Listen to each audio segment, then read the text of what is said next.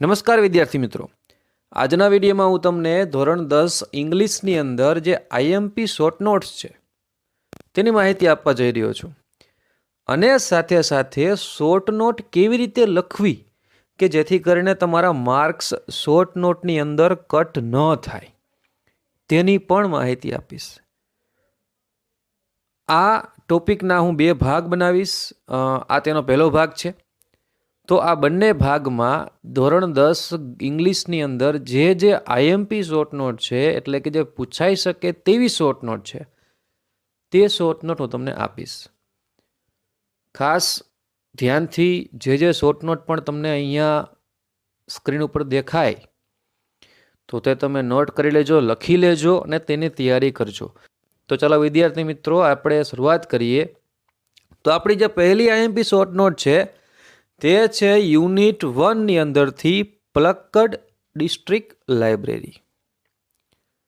Short note તમારી બધાએ પાસે લખેલી હશે. તમે જે તે સ્કૂલમાં પણ છો ત્યાં તમારા ઇંગ્લિશના જે કોઈ પણ ટીચર હોય તેમણે તમને શોર્ટ નોટ લખાવેલી જ હશે. હવે તકલીફ એ પડે છે કે મોટાભાગના વિદ્યાર્થીઓને શોર્ટ નોટ યાદ નથી રહેતી. યાદ કેમ રાખવી? સ્પેલિંગ ભૂલાઈ જાય, ખબર નથી પડતી.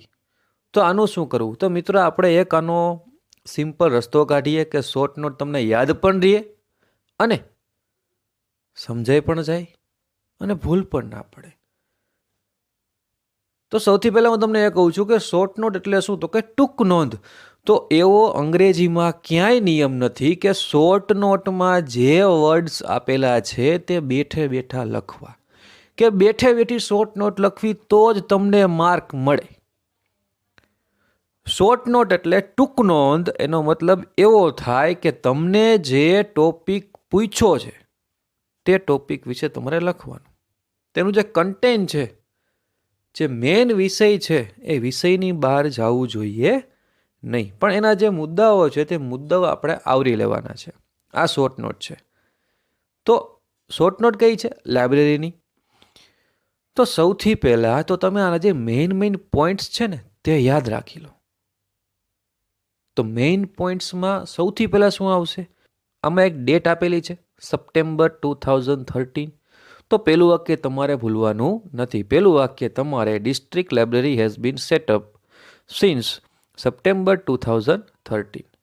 It has become a center for information, knowledge, wisdom, cultural activities, research and references. જે આ પહેલા 2 સેન્ટેન્સ છે ને તે તમારે યાદ રાખવાના, લખી લેવાના 5-10 વખત, એટલે યાદ રહી જાય. આમાં શું કીધું છે તો કે તેની શરૂઆત 2013થી થઈને હજી ચાલુ છે. સિન્સ એટલે તમને ખબર હોય કે શું કહેવાય. અને તે સેન્ટર છે કેનું? તો કે information, knowledge, wisdom, cultural activities અને વગેરે વગેરે.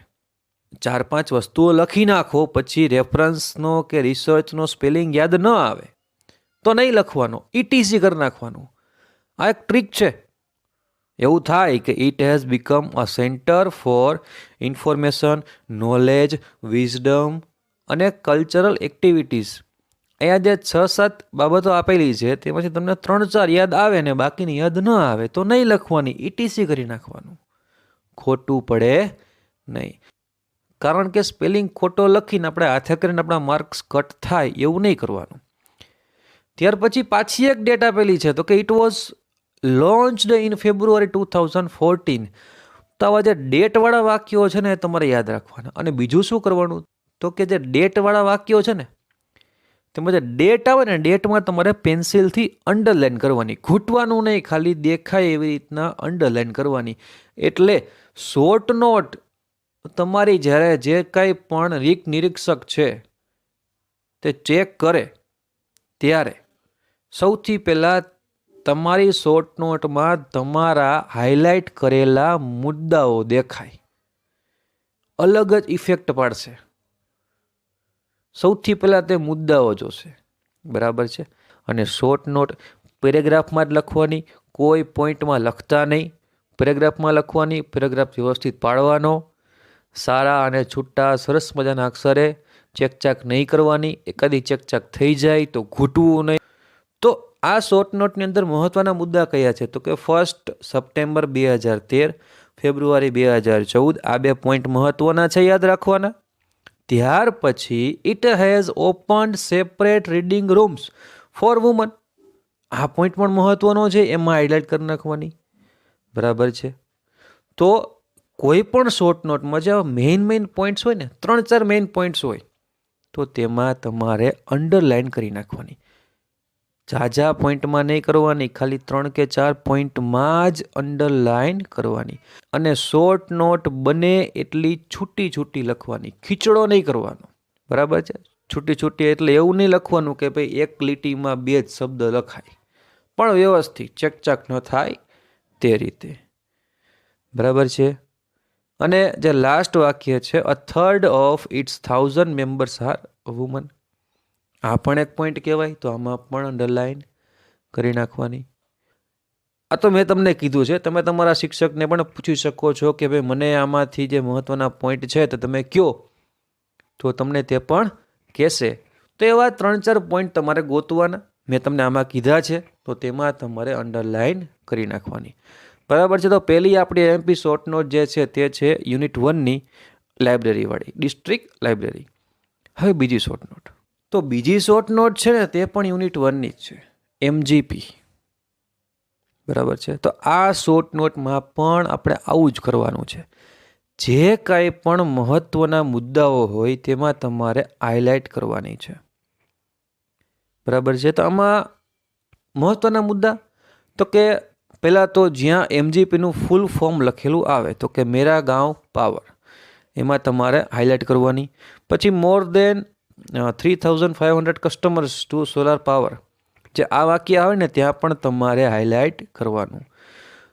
પછી તો કે ચાર્જિંગ પોઈન્ટવાળો જે પોઈન્ટ્સ આવે, બરાબર છે, તે પણ હાઇલાઇટ કરી શકાય. તો એનો કોસ્ટ શું છે, તે કોસ્ટની વાત આવે ત્યારે પણ તમે હાઇલાઇટ કરી શકો.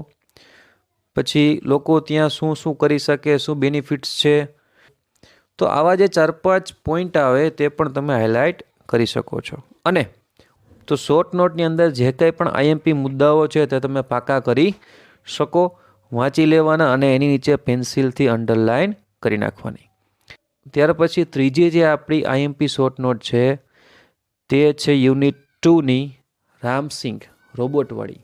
તો આ શોર્ટ નોટની અંદર મેઇન વસ્તુ તમે હાઇલાઇટ શું કરી શકો, તો જે તેના 3 પ્રિન્સિપલ્સ છે ને તે, તો કે ભાઈ he had an inbuilt system of 3 principles, એ અલગથી વાક્ય લખીને અને 3 પ્રિન્સિપલ ક્રમમાં 1, 2, 3 અને ફરી પાછું એને એક મસ્ત મજાનું બોક્સ કરી તમે લખી શકો. એટલે જે કોઈ પણ પેપર ચેકર છે તે જોવે તો તેને સૌથી પહેલાં તમારી શોર્ટ નોટમાં તમે હાઇલાઇટ કરેલા 3 પ્રિન્સિપલ્સ એને દેખાય. બરાબર છે. બીજું તો perfectly programmed to function in the household cleaning, આમાં પણ તમને કોઈ પોઈન્ટ યાદ ન આવે તો ઇટીઝી કરી નાખવાનું. બરાબર છે. થ્રુલી, એફિશિયન્ટ, તો એવા 4-5 વર્ડ છે જે અઘરા પડે એમ, તો તેમાં તમારે મહેનત કરવાની, યાદ રાખવાનું. અને ખાસ મહત્વની વાત કે જે સ્પેલિંગ યાદ ન આવવાની લખવાનું જ નહીં, માર્ક કપાય નહીં. તો આ છે શોર્ટ નોટ.